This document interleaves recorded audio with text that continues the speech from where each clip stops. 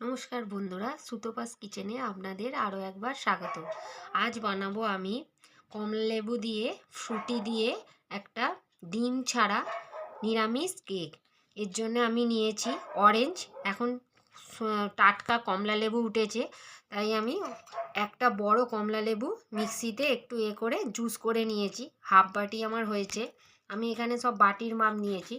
Half বাটি আমার orange juice হয়েছে। এখানে নিয়েছি আমি চিনিকে গুঁড়ো করে নিয়েছি, এক বাটি আমি চিনি গুঁড়ো নিয়েছি। এখানে আমি ভর্তি করে এক বাটি ময়দা নিয়েছি, এক বাটি দুধ নিয়েছি, এটা মাদার ডেয়ারি দুধ, আপনারা গুঁড়ো দুধও ব্যবহার করতে পারেন। আর নিয়েছি আমি এখানে টুটি ফ্রুটি নিয়েছি, আর নিয়েছি এখানে আমি টক দই নিয়েছি। এটাও দোকানের কেনা, বাড়িতে পাতা নয়, মিষ্টির দোকানের টক দই। এটা মিষ্টির দোকানে টক দই নিলে ভালো হয়, আর যেগুলো প্যাকেটের টক দই সেগুলোতে ভালো হয় না। আর এখানে নিয়েছি আমি সাদা ভালো রিফাইন তেল, আর নিয়েছি আমি এখানে বেকিং পাউডার, আর নিয়েছি বেকিং সোডা। অল্প অল্প দেবো। প্রথমে আমি ব্যাটারটা বানিয়ে নেব। প্রথমে দিলাম ময়দা, এক বাটি ভর্তি ময়দা দিয়েছি।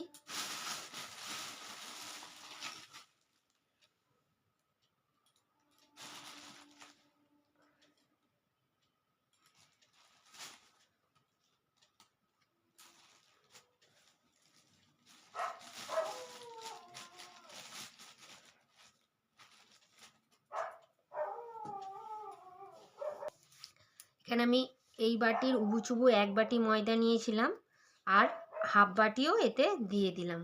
মোট 1.5 বাটি আমার ময়দা হলো। এই ছোট্ট কাঁচের বাটি 1.5 বাটি ময়দা দেব। এক বাটি ভর্তি চিনি গুঁড়ো,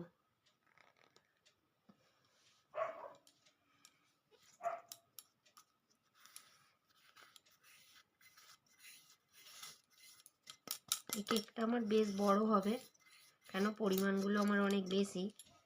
আর দেব এক বাটি ভর্তি মাদার ডেয়ারি দুধ। প্রথমে আগে আমি এটা ভালো করে মিশিয়ে নিই।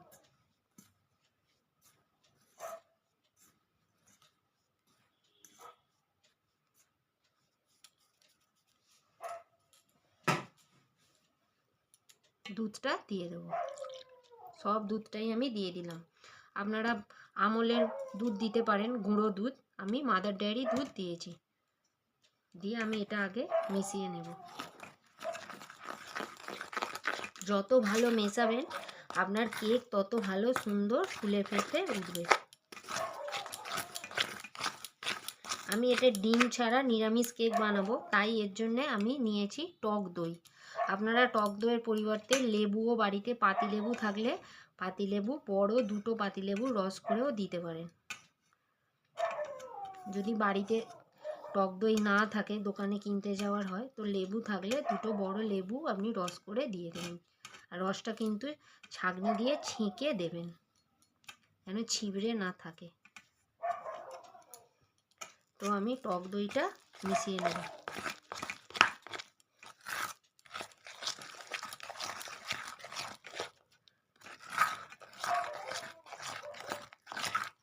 এখানে আমার 100 টক দই আমি নিয়েছি। আর দেব এখন শীতের মৌসুমি মানে কমলা লেবু উঠেছে, কমলা লেবু, একটা বড় কমলা লেবু আমি জুস করে ছাঁকনি দিয়ে ছেঁকে নিয়েছি, কোনো দানা ছিবড়ে কিছু নেই। তো এটাও আমি এতে দিয়ে দেবো। দিয়ে এটা দিয়ে আমি একবার আমার চামচিটা দিয়ে আমি নেড়ে নেব। যাদের বাড়ি ব্লেন্ডার আছে, ব্লেন্ডার দিয়ে করলে তাড়াতাড়ি হবে, কিন্তু আমার কাছে এই অবস্থায় এখন ব্লেন্ডারটা নেই, তাই আমি চামচি দিয়ে এটা ভালো করে নেড়ে নিচ্ছি। এক এক করে আমি এবার দেবো আমি এখানে ছোট বাটি সাদা তেল নিয়েছি, হাফ তেলটা আমি দিয়ে দেবো, আর হাফ আমি বাটিতে মাখিয়ে নেব। এটা সানড্রপ তেল, যেগুলো আপনার লুচি পরোটা হিসাবে খান, সেই তেলের। আর দেবো আমি এখানে নিয়েছি বাজার থেকে কেনাই টুটি ফুটি, যারা বাড়িতে বানাতে পারেন বানিয়ে নেবেন, নাহলে বাজার থেকে কিনে আনবেন। আমি এটা 50 গ্রাম টুটি ফুটি নিয়েছি। আপনাদের আমি সব পরিমাণটা বলে দিলাম। এটা আমি নিরামিষ বানাবো, ডিম দেব না। এবার আমি দেখুন কি সুন্দর দেখতে লাগছে। এবার আমি এটা ভালোভাবে মিশিয়ে নিই, দিয়ে আসছি। দেখুন আমার ভালোভাবে সব পরিমাণগুলো মেশানো হয়ে গেছে। এখানে আমি 250 গ্রাম চিনি নিয়েছিলাম, 250 চিনি আমি গুঁড়ো করে নিয়েছি। দেখুন কেকটা বেশ বড়, ওই জন্য আমি 250 গ্রাম চিনি গুঁড়ো করে এই কাঁচের বাটির 1 বাটি আমার হয়েছিল, 1.5 বাটি ময়দা। এবার আমি দেব বেকিং সোডা। এই দেখুন এতটা আমি বেকিং সোডা দিলাম।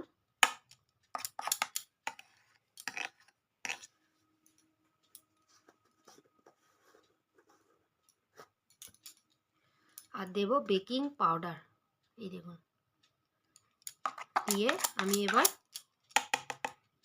আর একটু দিয়ে দিলাম এইটা, মানে আর এইটা দিয়ে দিলাম আমার চামচি পিছন দিক করে আমি 1.5 করে দিলাম। দিয়ে এবার আবার এটা আমি মিক্স করে নিচ্ছি। এবার আমি দিয়ে দেবো সুন্দর একটা গন্ধর জন্য একটু সামান্য কফি, নেসক্যাফের কফি। এটা চকলেট কেক নয়, এটা অরেঞ্জ কেক। আমি এর উপরে এই কফিটা এরমভাবে জাস্ট সরিয়ে দিলাম, দেখতেও সুন্দর হবে আর খেতেও খুব ভালো লাগবে। চকলেট কেক নয়, এটা অরেঞ্জ কেক, তাই আমি একটু কফি দিয়ে দিলাম। শীতকালে এখন সবার বাড়িতেই কফি থাকছে, তো একটু কফি দিয়ে দেবেন, দেখতেও খুব সুন্দর হবে আর খেতেও খুব সুস্বাদু হবে। তো আমি একটা বাটি নিয়ে নিয়েছি। এই বাটিতে আমি হালকা হাতে, আপনারা অয়েল পেপার লাগিয়ে নিতে পারেন। আমি দোকানে অয়েল পেপারটা পাইনি, শেষ হয়ে গিয়েছিল, তাই আমি এটা সাদা তেলটা একটু বেশি করে বাটির চারিদিকে লাগিয়ে নিচ্ছি।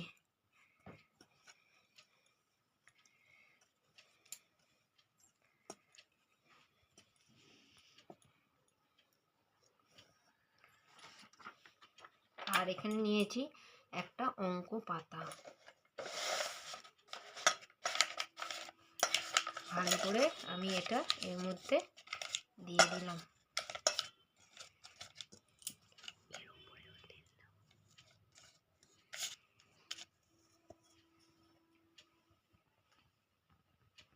অঙ্ক পাতার ওপরেও আমি একটু তেল লাগিয়ে নিয়েছি যাতে গায়ে না লেগে যায়। এবার আমি এটা ব্যাটারটা এইদিকে আস্তে আস্তে ঢেলে নেব।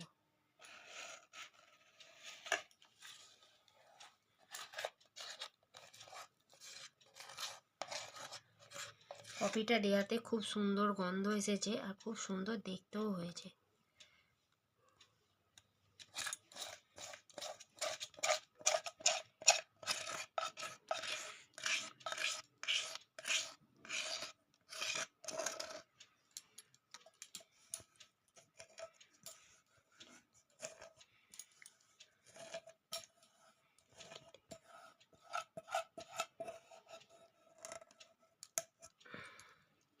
এবার আমি গ্যাসের দিকে যাব। একটু আমি ঠুকে নিলাম যাতে সম্পূর্ণ নিচে চলে যায়। এবার আমি গ্যাসের দিকে যাব। তবে একটা পিতলের গামলিতে তার উপর বাটিটা বসিয়ে এই স্ট্যান্ডটা চাপা দিয়ে করেছিলাম। দেখুন আমার 40 থেকে 45 মিনিট এলে টাইম লাগলো। গ্যাস কমিয়ে আমি এটা করছি। এবার আমি ছুরি দিয়ে দেখে নেবো এটা হয়েছে কিনা।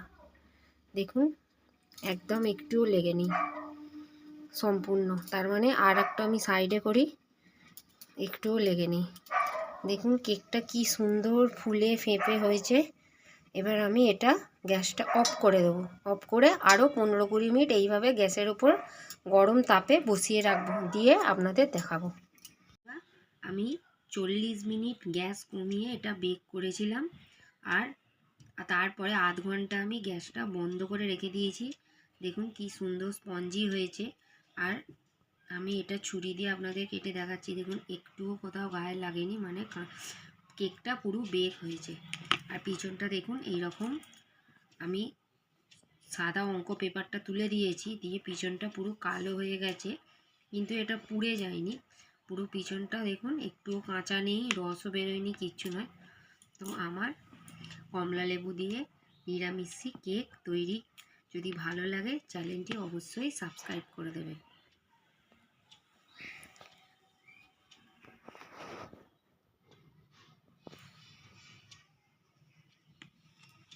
কেটে দেখালাম, একদম নরম তুলতুল করছে। এটা আপনি এখন ফ্রিজে 8 ঘন্টা রেখে দেবেন, যাতে কেকটা একদম দোকানের মতন টাইট হয়ে যায়। 8 ঘন্টা পর ফ্রিজ থেকে বার করে 10 মিনিট পরে সার্ভ করবেন।